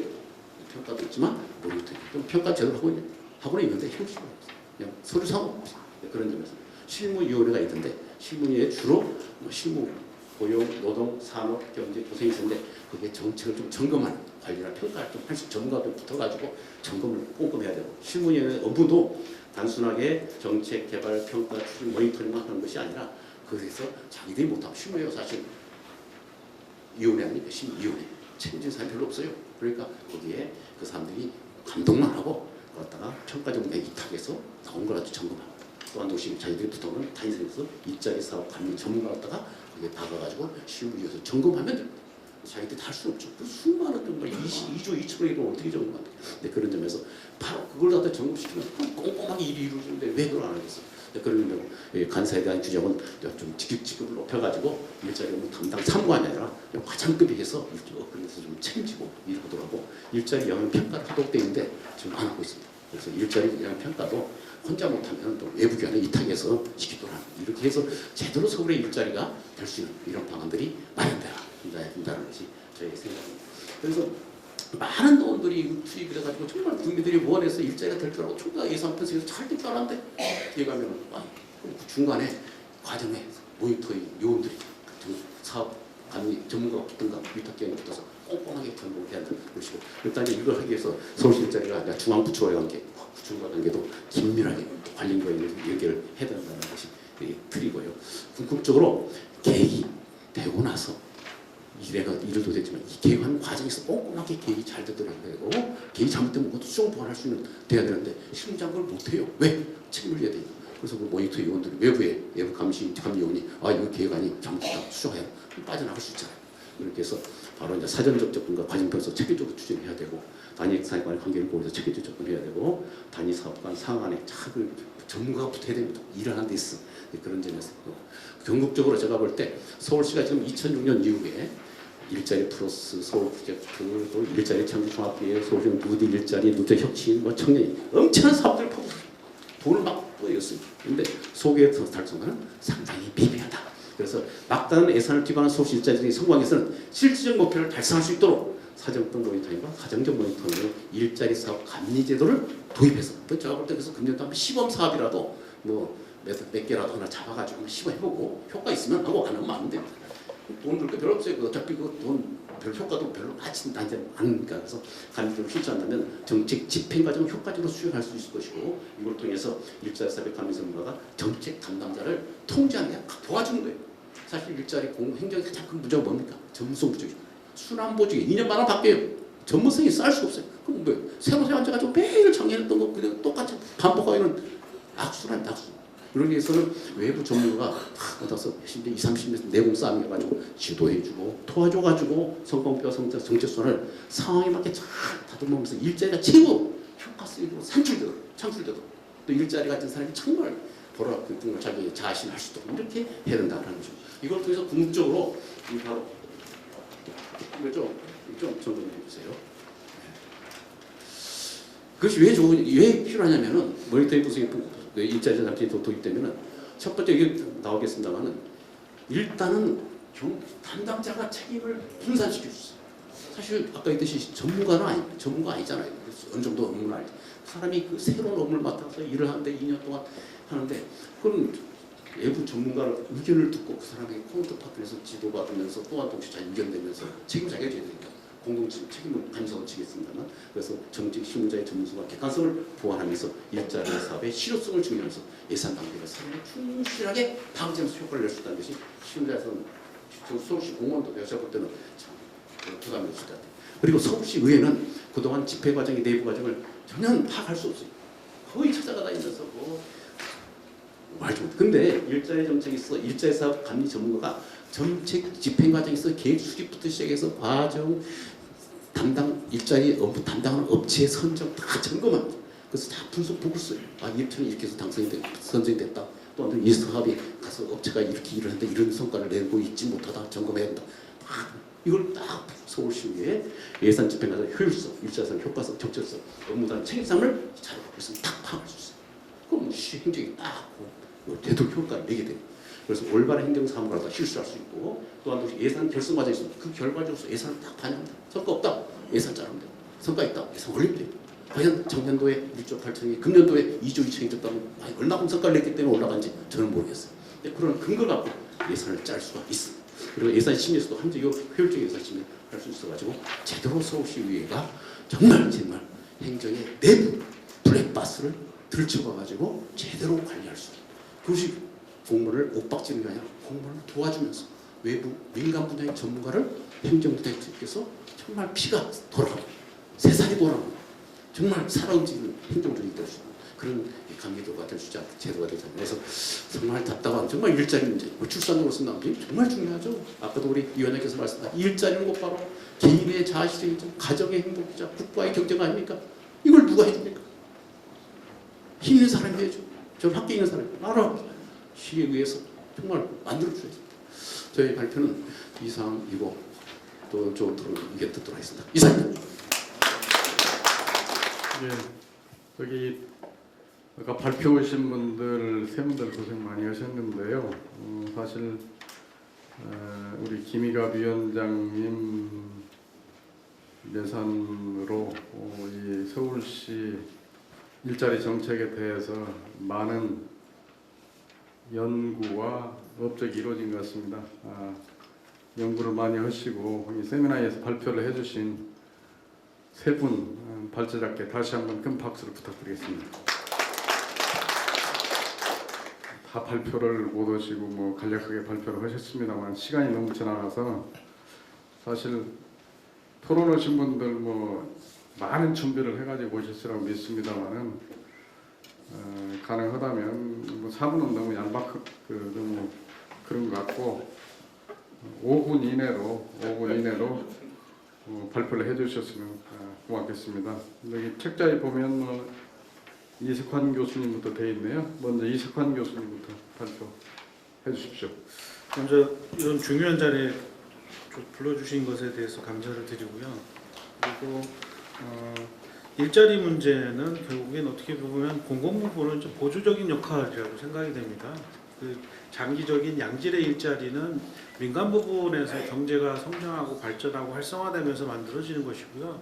그런 일자리에 직업을 갖지 못한 사람들이 찾아가게 도와주는 것이 이제 공공부문의 역할인데, 아까 박병식 교수님 그 후반에 말씀하셨지만 직접 일자리 지원 정책의 비중을 좀 줄이고 간접 일자리 지원 정책 쪽으로 이제 집중해서 나가는 것이 맞다라고 생각이 되고요. 서울시도 이미 이제 학자들의 분석 결과도 직접 일자리 지원 정책은 효과가 별로 없다. 이것이 아주 상황이 나빴었을 때 아주 단기간에 극약 처방의 효과로서 시행될 수 있을 뿐이지. 그래서 이제 OECD 국가들도 대부분 다 이제 그 간접 일자리 지원 정책 쪽으로 방향을 전환하고 거기에 집중을 하고 있거든요. 그래서 그런 중요한 상황을 말씀을 해주셨고, 그리고 이 전체 이 분석과 관련해서는 대부분 어떻게 보면 이제 정책에 대한 평가 연구라고 하는 것들이 성과, 그러니까 정책이 시행되고 나서 일으킨 변화라든지 결과, 이것에 이제 초점을 맞춰서 분석이 이루어지고 있는데, 이 연구는 보면 이제 그 전단 결정 단계도 있고 과정, 그다음에 집행 단계, 이런 것과 관련해서 이제 종합적으로 평가를 했다라고 하는 것이 장점이고 이제 시사점이라고 여겨지고요. 정책 담당자, 결정자, 대상자, 뭐 이해관계자, 이분들의 어떻게 보면 주관적 인식에 기초해서 이제 평가가 이루어진 것이었거든요. 이것과 더해서, 그러니까는 서울시가 일자리 정책을 수립하고 추진하면서 만들어내는 이제 객관적 내부 자료들이 있을 거란 말이죠. 이제 그거를 가지고 그런 개량적 평가를 이렇게 보충을 하면 좀 더 나아질 것이라고 생각이 되고요. 그리고 이제 서울시에 부탁드리고 싶은 거는 그 일자리라든지 뭐 다른 정책도 마찬가지지만 이런 정책 결정, 그다음에 그 집행, 산출, 이것과 관련된 정보들을 좀 잘 관리를 해서 체계적으로 관리를 하고 공개를 좀 해줬으면 하는 이제 바람입니다. 이런 자료들 만들어지고 공개를 해주면 그런 자료를 활용해서 이제 학자들이 연구를 좀 수행을 할 것이고요. 그러면 연구 수행 결과로 나타나는 것 가지고 이렇게 의사결정이라든지 제도 정책 개선에 활용을 할 수 있을 것이라고 생각됩니다. 저도 2년 전이었던 것 같습니다. 그러니까 서울연구원에서 이제 그 의뢰가 와서 그 일자리 정책 관련해서 이제 평가를 해달라고 했었고요. 그러면서 서울연구원에서는 당신이 원하는 방법론 써서 연구할 수 있도록 자료 다 구해주겠다라고 했는데 자료 받은 게 없어요. 그래서 결국에는 방향 전환을 하고 보내서 억지로 끼워 맞추듯이 수행했던 경험이 있거든요. 그래서 근데 왜 물론 여러 가지 뭐 내부 사정도 있고 뭐 또 하겠지만 이거 좀 공개 좀 해줬으면 하는 그 부탁을 드리고 싶습니다. 이상입니다. 제가 뭐 요약하거나 중원 부원을 하지는 않겠습니다. 이금숙 교수님 발표해 주시죠. 저는 발제하신 분들을 발제 중심으로 말씀드리고자 합니다. 사실 세계적으로 유명한 정신 분석학자 프로이드는 인생에서 가장 중요한 두 가지를 일과 사랑으로 뽑을 만큼 우리 인생에서의 일은 상당히 중요한 부분이고요. 또 일이라는 것은 우리 개인이든 우리의 삶의 질과 관련되어 있는 아주 중요한 영역이라고 생각합니다. 또한 이제 오늘 그래서 특히 오늘 이렇게 발제하신 세 분의 이러한 일자리와 관련된 정책은 상당히 의미 있는 발제라고 생각을 하고요. 사실 저희 대학생들 보면은 요즘 그런 일자리 작년에 취업률을 봤더니 보통 학과마다 틀리지만 40%에서 70%를 이렇게 넘나들고 있는데요. 그러면 나머지 60에서부터 30% 정도의 학생들이 청년들의 이러한 것이 약간 지금 1년이 지났는데 취업과 관련된 지표가 나오지 않아서 걱정되는 부분도 있기도 합니다. 이 정책이 효과에 대한 어떤 목표라든지 목표의 달성도라든지 그리고 실제로 그거와 관련된 대상자들의 체감도는 상당히 다르기도 하는데요. 그래서 정책이 만들어진 것도 중요하지만 어떻게 우리가 이러한 정책 실행에 있어서 목표가 달성됐는가 이 부분은 우리가 꼭 점검해야 되는 그러한 시기라고 생각합니다. 먼저 전체적으로 오늘 발제하신 세 분 남궁 금순 위원님, 연구위원님께서는 사실 서울시 일자리에 대한 것을 6개 분야에서의 26개 추진 전략에서의 26개 분야의 분석 모형을 이렇게 만들어 주셨는데요. 그래서 6개 프로그램이라든지 예산 추진 주체, 정책 대상자, 사업 관리, 사업 성과 이렇게 이제 분석 틀을 만들어 주셨는데 사실 제가 보니까 발표하실 때 7페이지에 보면은 그 중에서도 1-2라든지 또 3-2, 3-3 그리고 5-6, 5-3, 5-4는 그 연구에서의 이러한 부분을 발표를 해주셨고 나머지 청년 부분에 대해서는 이혜윤 선생님께서 이제 함께 발표해 주셨는데요. 그렇다면 거기에 그 26개 분야에서도 발제하지 이렇게 분석하지 않은 것은 어떤 이유가 있는지 그런 것을 좀 한번 질문드리고 싶고요. 또 이혜훈 선생님의 이러한 보면 페이지 14페이지나 페이지 18페이지를 보면 거기에서의 중요도와 적합도를 이렇게 말씀해 주셨는데 제가 의미 있게 본 것은 그 중에서도 청년 일자리 정책에서 체감형 거기에 보면 중소기업이라든지 수당 프로젝트라든지 아까도 설명을 해주셨는데 중요도의 순위와 적합도의 순위가 상당한 차이가 좀 있었어요. 그렇다면 이러한 중요도와 적합도에 있어서 그 차이가 있는 것은 정책 반영에서의 방향성은 우리가 어떻게 생각해야 되는가, 여기 결과를 가지고 어떻게 생각할 수 있는가 이것을 좀 질문드리고 싶습니다. 그래서 역시나 18페이지에 있는 거기에 보면은 그 데이터에서도 보면은 그 이해 관계자와 정책 관계자의 의견 수렴도에 대한 체감도가 사실 차이가 있다라고 이렇게 말씀해 주셨는데요.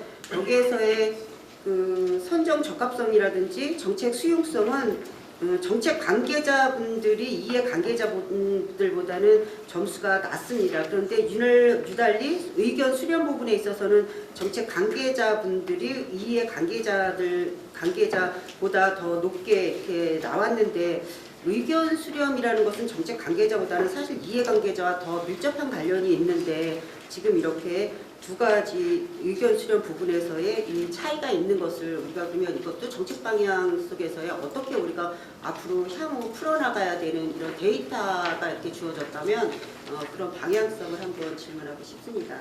그리고 마지막으로 박병식 교수님께서 세 분이서 단계적으로 정책 모형을 개발하시고 그리고 이은 교수께서 청년 일자리에 대해서 그것을 또 분석해 주셨고 그리고 맨 마지막으로 박병식 교수님께서 이제 총괄 여러 가지 제안을 해주셨는데요. 특히나 이러한 그 지방재정법을 제시해 주시면서 이것은 상당한 중요한 의미가 있다고 생각을 합니다. 왜냐하면 우리가 항상 복지나 복지 영역이라든지 아니면 일자리 영역 이런 속에서 보면 역시나 문제가 되는 것은 재정입니다. 그런데 한정된 재원을 가지고 우리가 어떻게 적절히 쓰였는가 이런 모니터링은 상당히 중요하고요. 결국은 우리가 한정된 재원을 어떻게 잘 써야 되는가 그리고 가장 효과적으로 정책적으로 어떻게 나타내야 되는가에 대한 측면에서 가장 중요한 부분인데 그런 의미에서 보자면 박병식 교수님께서는 일자리 정책 평가 부서를 별도 마련해야 된다 이렇게 또 제안을 해주셨어요. 그래서 그런 부분에 공감은 가지만 사실 부서까지 만들기에는 여러 가지 자원에 대한 한정적인 거기 때문에 인력이라도 있어야 되지 않는가. 그래서 우리가 어떤 정책에 대해서도 마무리할 수 있는 이러한 인력이 있어야 된다라고 생각하는 부분이고요.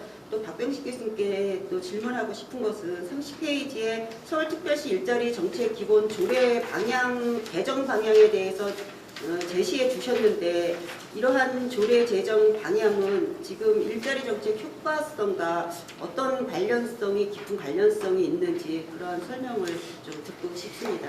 네, 감사합니다. 그 주제 발표하신 분 잘 메모를 해놓으셨다가 제가 중원부분 다시 않겠습니다. 잘 답변을 부탁드리겠습니다. 최성락 교수님 부탁합니다. 여기 프로그램에 지원을 많이 받아가지고서 그래도 취업도 좀 시키고 있고 많은 지원을 받고 예산도 많이 받고 그래서 지원을 하고 있는데 그런 식으로 해서 한 2년, 3년 정도 해보니까 약간 좀 어떤 식의 한계가 있고 문제가 있다라고 하는 거, 어떤 식으로 개선이 됐으면 좋겠다라고 하는 게 좀 한 가지만 말씀을 드리면은 서울시 일자리 정책에 의해서 지원을 해주려고 이제 취업을 할 수 있게 무슨 기술도 배우고 하게 되면은 그러면 거기에 따라서 선발돼가지고서 거기에 대한 프로그램에 참여해가지고서 취업을 합니다. 하는데 문제는 뭐냐고 하게 되면은 그럼 그 학생들은 사실은 이제 모든 학생 대상으로 하는 게 좀 우수한 학생 이런 사람을 골라서 이제 취업을 하게 되는 거, 그 프로그램에 들어가고 그리고 취업을 하게 되는데 문제는 그러면 이 학생들이 우수한 학생들이 그러면 이 프로그램이 없었으면은 취업을 못했을까라고 하게 되면은 그건 아니었거든요. 그러니까 이 프로그램이 도입되기 전에도 열심히 해가지고 취업을 하는 사람들이 그 사람들이 이 프로그램에 참여해가지고서 그 사람들이 취업을 하게 됩니다. 그러니까 뭐냐고 하게 되면 분명히 서울시의 이 프로그램에 의해 가지고서 취업한 사람 수는 있는데 정말로 학교에서의 학생들의 취업률이 증가했느냐? 근데 원래 이 프로그램이 없어도 취업하는 사람이 취업을 한 거기 때문에 이 프로그램에 참여해서 취업을 했기 때문에 원래 취업을 못하던 애들은 걔네들은 그대로인 거고 그래서 서울시 프로그램에 의해서 취업하는 사람들 분명히 많은데 학생들의 취업률 자체가 높아졌냐고 하게 되면 그거는 이제 그대로가 되는 거거든요.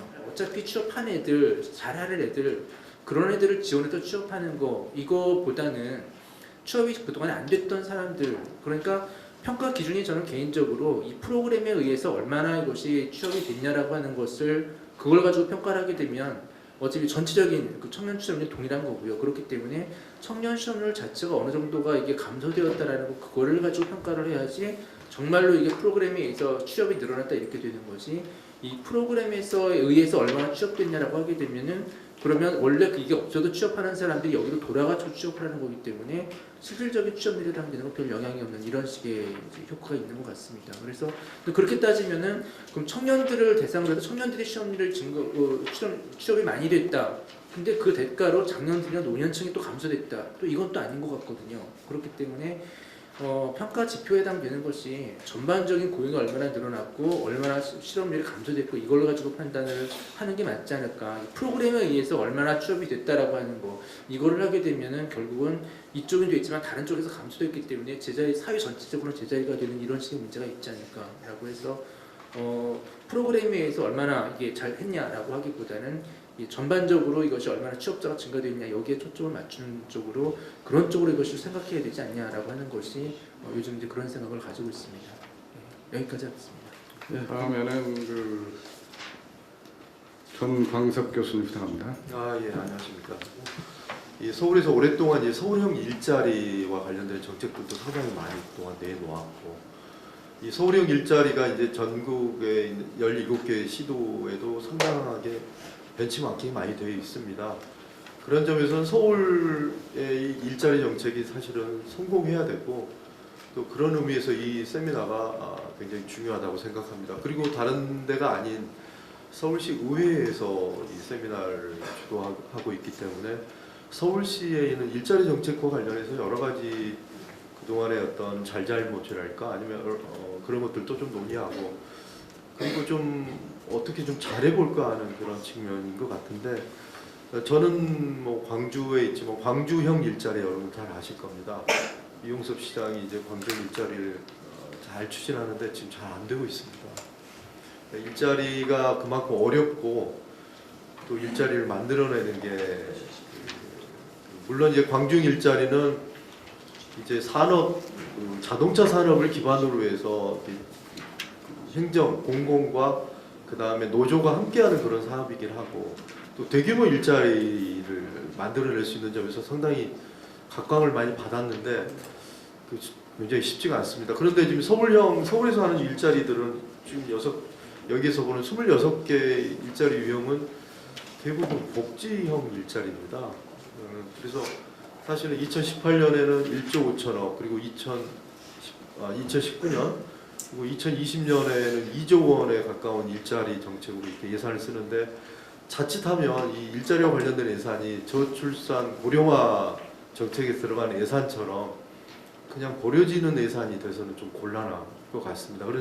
그런 점에서 26개 일자리가 각 부처에서 추진하지만 부처의 칸막이가 좀 있는 것 같아요. 그런데 청년과 관련되는 일자리들은 굉장히 많지만 일자리 정책 담당관에서 이걸 추진을 하고 있지만 또 다른 곳에서는 이 청년과 관련되는 일자리를 추진하지 않는 건 아니거든요. 그래서 서로의 좀 연계성이 좀 부족하지 않는가, 그 칸막이라는 거 이런 거. 그런데 다행인 건 이 두 번째 그 논문에서 보면 청년 체감형 일자리에 관련해서 취업 지원 서비스 강화, 여기에 이제 청년 수당 그리고 프로젝트와 관련해서는 사업의 중요도는 한 4순위 정도 되는데 사업의 목적의 적합도는 1위입니다. 그래서 상당히 이제 청년 수당과 관련해서 서울특별시도 이제 지원을 하고 있는데 잘 아시다시피 이제 성남시도 이걸 하고 있어요. 그래서 지난번에 일전에 이제 저희 학교에서 국회 세미나를 한번 했었는데 성남시 청년배당, 청년수당과 관련되는 거 어른분이 발제를 하셨는데 굉장히 유의미한 의미심장한 말씀을 하셨어요. 청년의 정치 참여를 그 정치에 관심을 보조하는 데 굉장히 큰 역할을 했다. 이런 논문 취재 발표를 하셨어요. 마침 이제 4월 15일 총선에 만 18세까지 이제 투표 연령을 좀 낮췄지 않습니까? 그러면서 2016년 선거에서 청년 수당을 지급했더니 19세에서 24세의 투표율이 40대 투표율보다 더 높았다 이런 얘기를 하시더라고요.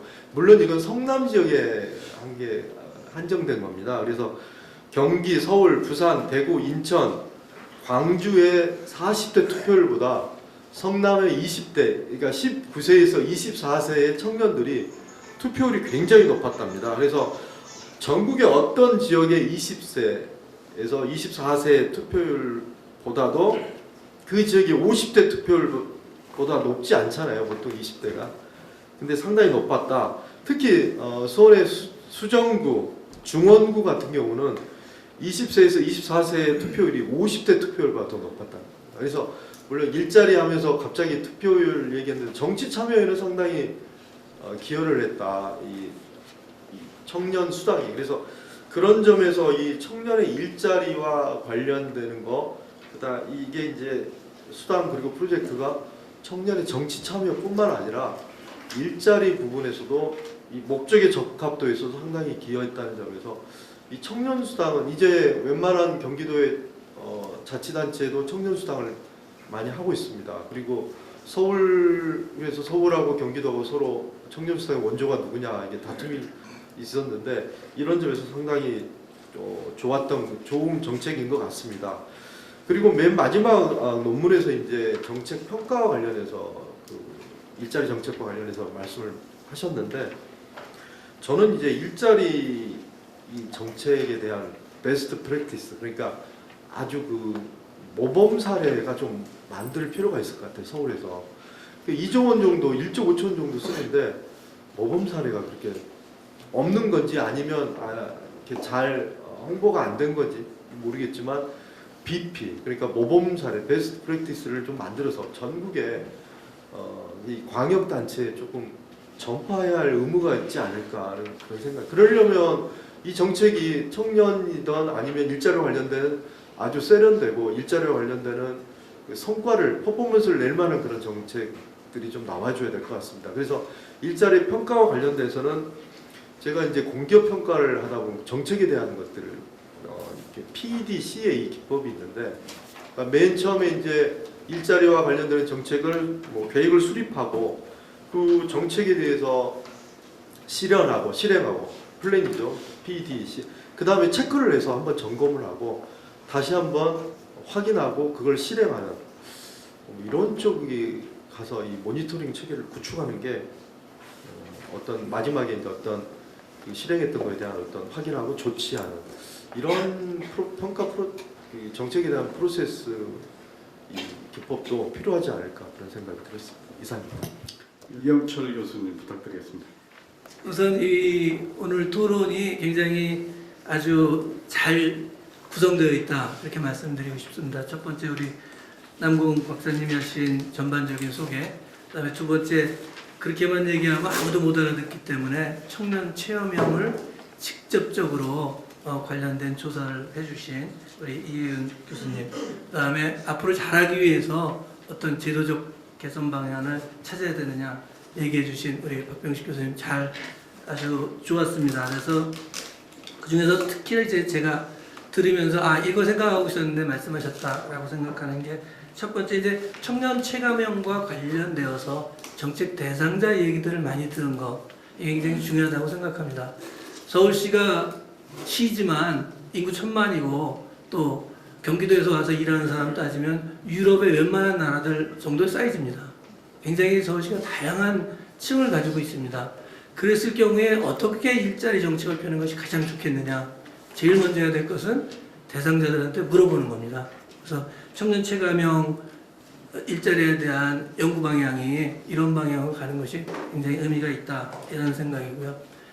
그 다음에 이제 이 개선 방안과 관련돼서 다 뭐 전체적으로 동의하는 내용입니다. 제가 특히 인상 깊었던 대목은 일자리 사업 감리 전문가가 필요하다. 이것도 아까 비슷한 맥락에서 공무원들이 자리 바뀌고 제대로 신경을 쓰지 못하는데 어떻게 하면 전문적인 지도, 전문적인 전문가의 의견을 받아서 지속적으로 계속적으로 사업을 추진할 수 있겠느냐 이런 관점이 반영된 아주 좋은 의미 있는 제도라고 생각을 합니다.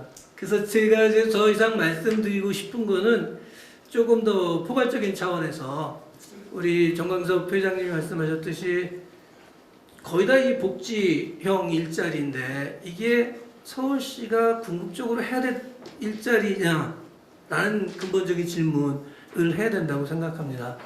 우리 정책 집행 이론의 그 거두라고 할 수 있는 프레스만 윌랍스키라고 하는 분들이 있는데 이 사람들이 논문이 뭐냐면은 캘리포니아의 조그만 그 부두에서 일자리 만들려고 노력을 했는데 실제적으로 일자리 몇 개뿐이 못 만들었다는 거거든요. 왜 그런 문제가 생겼느냐? 이분들이 지적하는 가장 중요한 게 이제 비전이 있어야 되고 리더십이 계속 유지가 되어야 되고 현장의 목소리를 들어야 되고입니다. 지금 여기서 우리가 얘기했던 일자리 만드는 과정이라든지 모니터링하는 거는 어떤 비전을 어떤 방향으로 나가야 되느냐에 관한 얘기가 지금 저희가 없습니다. 만약에 창조산업을 강조한다. 충무로를 이번에 뭐 기생충이 좋은 성적을 거두려고 생각하는데 충무로가 또 하나의 런던이 되고 또 하나의 뉴욕이 되고 또 하나의 베를린이 되려면 정부의 전체적인 정책과 서울시가 어떻게 하면 연결시킬 거냐. 청년 체험형 일자리 사업이 그런 충무로에서 일하려고 하는 그런 친구들하고는 어떻게 연결시킬 것이냐. 이런 방향에 대한 좀 더 큰 고민이 다음 단계에 서울시가 해야 될 게 아닌가 이렇게 생각합니다. 시간이 좀 한정이 되어 있기 때문에 간단 명료하게 답변을 부탁드리겠습니다. 먼저 남궁 금순 박수께 부탁합니다. 저에 대한 질문은 이금숙 교수님께서 질문하셨는데요. 구체적으로 6개 사업에 대한 26개 이제 추진 과제를 저희가 연구 분야로 해서 각자 이제 2분야씩 연구를 했습니다. 제가 이제 구체적인 부분에서 이제 좀 더 심도 있게 다뤄야 될 부분을 핵심으로 했고요. 여기서 이제 다루지 않은 부분이 노동 존중 문화, 노동 권익 보호나 그다음에 이제 이혜은 박사님이 연구하신 시정 분야별 주요에서 이제 민간 일자리 창출을 이제 어떻게 할 것이냐, 요 이제 도시 재생이라든가 뭐 사회적 경제 부분이라든가 요 부분은 이혜은 박사님께서 연구를 했고요. 제가 연구한 부분은 발표를 다 했습니다. 또 우리 책임 연구원이신 박병식 교수님께서 또 연구하신 부분도 제가 또 말씀을 드렸고요. 한 부분만 안 됐어요. 노동 존중 문화, 노동 권익 보호 이 부분에서는 제가 발제를 안 했고요. 또 이제 이어서 또 그 분야별로 있지만 이제 세분화된 부분에 저희가 6곡지를 다 할 수가 없었어요. 시간 관계상.